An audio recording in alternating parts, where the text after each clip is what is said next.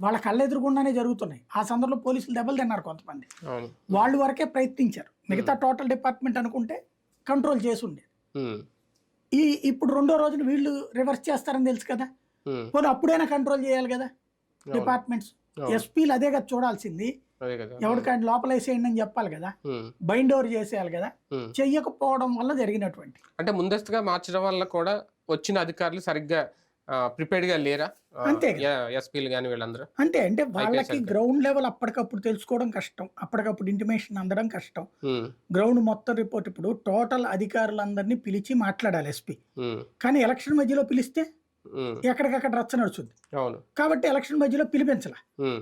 పిలిపించకపోతే ground report ఎట్లా తెలుస్తది? ఎక్కడేం జరుగుతదనేది? హ్మ్. లేదా పాత ఫిగర్స్ ఏయన్నా తీసుకొని చెయ్యాలి. హ్మ్. అంత డెప్త్‌గా ఐడియా ఉందో లేదో ఆళ్ళకి నాకు తెలీదు. కానీ ఒకటి అంటే ఓవరాల్‌గా మనం ఒక అంచనా చూసుకుంటే, ఓకే. వీళ్ళు లేఖలు ఎందుకు రాసారో, అక్కడ జరిగిన కారణాలు వాళ్ళు ఏం మెన్షన్ చేశారని అఫీషియల్‌గా చూసుకుంటే ఎక్కడ సింక్ అవ్వట్లేదు. కానీ ఈ 3 పార్టీలకో లేదంటే వీళ్ళకో ముందుగా ప్రిపేర్ అవ్వమని ఏమన్నా కింది స్థాయి నాయకులు